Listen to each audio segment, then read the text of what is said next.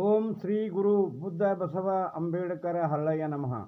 ನಾನು ಮಾದೇವಪ್ಪ ಯಲ್ಲಪ್ಪ ಹೊನ್ನ ಕಸ್ತೂರಿ, ಭವಿಷ್ಯಲಿಂಗ ಆಶ್ರಮ ಹವಾಮಲ್ಲಿನಾಥ್ ಮಹಾರಾಜರ ಆಶ್ರಮ ಮನಗುಳಿ. ಶ್ರವಣ ಮಾಡುತ್ತಿರುವ ಎಲ್ಲ ಸದ್ಭಕ್ತರಿಗೆ ನನ್ನ ಶರಣಾರ್ಥಿಗಳು. ಇಂದು ನಾನು ಸಹವಾಸದಂತೆ ಬುದ್ಧಿ ಎಂಬ ವಿಚಾರದಲ್ಲಿ ಒಂದೆರಡು ವಿಚಾರಗಳನ್ನು ಹಂಚಿಕೊಳ್ತಾ ಇದ್ದೇನೆ. ಸಹವಾಸದಂತೆ ಬುದ್ಧಿ, ಸಜ್ಜನರ ಸಹವಾಸ ನಮ್ಮ ಜೀವನದಲ್ಲಿ ನಮ್ಮ ಜೀವನವನ್ನೇ ಬದಲಾಯಿಸುತ್ತದೆ. ದುರ್ಜನರ ಸಹವಾಸವನ್ನು ನಾವು ಮಾಡಬಾರದು. ಸಜ್ಜನರನ್ನು ನಾವು ಗೌರವಿಸಬೇಕು, ಆರಾಧಿಸಬೇಕು.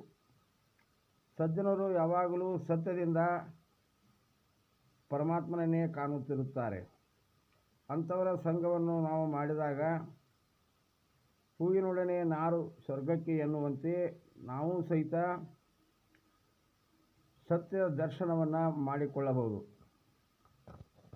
ಅದಕ್ಕಾಗಿ ವಿಶ್ವಗುರು ಅನ್ನ ಬಸವಣ್ಣನವರು ತಮ್ಮ ಒಂದು ವಚನದಲ್ಲಿ ಹೇಳುತ್ತಾರೆ, ಸಾರ ಸಜ್ಜನರ ಸಂಘವ ಮಾಡುವುದು, ದೂರ ದುರ್ಜನರ ಸಂಘ ಬೇಡವಯ್ಯ. ಆವ ಹಾವಾದಡೇನು ವಿಷವಂದೇ, ಅಂಥವರ ಸಂಘ ಬೇಡವಯ್ಯ. ಅಂತರಂಗ ಶುದ್ಧವಿಲ್ಲದವರ ಸಂಘವು ಸಿಂಗಿ ಕಾಳ ಕೂಟ ವಿಷವೋ ಕೂಡಲ ಸಂಗಮ ದೇವ. ನಾವು ಸಮಾಜದಲ್ಲಿ ಅನಿವಾರ್ಯವಾಗಿ ಇನ್ನೊಬ್ಬರ ಜೊತೆ ನಾವು ವ್ಯವಹರಿಸುತ್ತೇವೆ. ಅವರು ಎಂಥವರು, ಸಜ್ಜನರೋ ದುರ್ಜನರೋ ಎಂಬುದನ್ನು ನಾವು ಅವಲೋಕನ ಮಾಡಿಕೊಳ್ಳಬೇಕು. ದುರ್ಜನರು ಯಾವಾಗಲೂ ನಯ ವಿನಯ ಇವುಗಳಿಂದಲೇ ಕೂಡಿ ನಮಗೆ ಯಾಮಾರಿಸುತ್ತಾರೆ.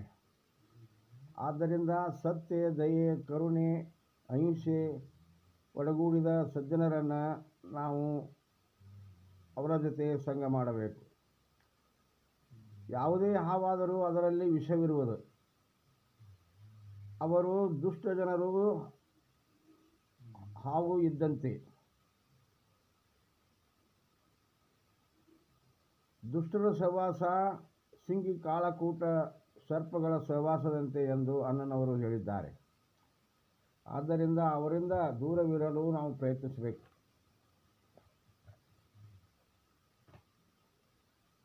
ಅದಕ್ಕಾಗಿ ಮತ್ತೊಂದು ವಚನದಲ್ಲಿ ಹೇಳುತ್ತಾರೆ, ಅಯ್ಯ ನಿಮ್ಮ ಶರಣರ ಸಂಘವು ನನಗೆ ಪರಮ ಸುಖವಯ್ಯ. ಅಯ್ಯ ನಿಮ್ಮ ಶರಣರ ಸಂಘ ನನಗೆ ಪರಮ ಸುಖವಯ್ಯ. ಅಯ್ಯ ನಿಮ್ಮ ಶರಣರ ಅಗಲಿಕೆ ಪ್ರಾಣ ವಿಯೋಗ. ಶಿವ ಶಿವ ಸರಿ ಬಿಡುವೆ ನಿನ್ನಂತಯ್ಯ, ನನಗೇನು ಗತಿ ಕೂಡಲ ಸಂಗಮ ದೇವ. ನಿಮ್ಮ ಶರಣರ ಮುನಿಸು ನನಗೆ ಬಿಡಿಸಲಾರದ ತೊಡಕು. ಹೀಗೆ ನಮಗೆ ಸುಖವನ್ನು ತಂದುಕೊಡುವರು ಸಜ್ಜನರು, ಶರಣರು, ಸಂತರು. ಶರಣರಿಂದ ದೂರವಾಗುವುದೆಂದರೆ ಪ್ರಾಣ ಹೋದಂತೆ. ಆದ್ದರಿಂದ ನನಗೇನು ಗತಿ ಎಂದಿದ್ದಾರೆ. ನಮ್ಮ ಶರಣರು ಸಿಟ್ಟು ಮಾಡಿದರೆ ಅದು ಬಿಡಿಸಲಾಗದಂಥ ಕಷ್ಟವಾಗುವುದು. ಆದ್ದರಿಂದ ನಾವು ಸಜ್ಜನರ ಸಹವಾಸ ಮಾಡುವುದರಿಂದ ನಮ್ಮ ಜೀವನ ಸಮೃದ್ಧಿ, ನೆಮ್ಮದಿಯಿಂದ ಕೂಡುತ್ತದೆ. ಪಾಪಕರ್ಮಗಳು ತನ್ನಿಂದ ತಾನೇ ಓಡಿ ಹೋಗುತ್ತವೆ. ದುರ್ಜನರಾದವರು ಯಾವಾಗಲೂ ಹಿಂಸೆ, ಕಳ್ಳತನ, ಪರಸ್ತ್ರೀ ವ್ಯಾಮೋಹ, ಕೆಟ್ಟ ಮಾತುಗಳನ್ನು ಆಡುವುದು, ಚಾಡಿ ಹೇಳುವುದು, ಸುಳ್ಳು ಹೇಳುವುದು, ತನ್ನನ್ನೇ ತಾನೇ ಬಣ್ಣಿಸಿಕೊಳ್ಳುವುದು, ತನ್ನ ಸುಖಕ್ಕಾಗಿ, ಸ್ವಾರ್ಥಕ್ಕಾಗಿ ವೇದಿಕೆಗಳನ್ನು ಸೃಷ್ಟಿ ಮಾಡಿ ಎಲ್ಲರಿಗೆ ಮರಳು ಮಾಡಿಬಿಡುತ್ತಾರೆ. ಅದಕ್ಕಾಗಿ ಅಂಥ ದುರ್ಗುಣ ಇರುವ, ಅವಗುಣವಿರುವ ದುರ್ಜನರನ್ನು ನಾವು ಎಂದಿಗೂ ಅವರ ಸಹವಾಸ ಮಾಡಬಾರದು.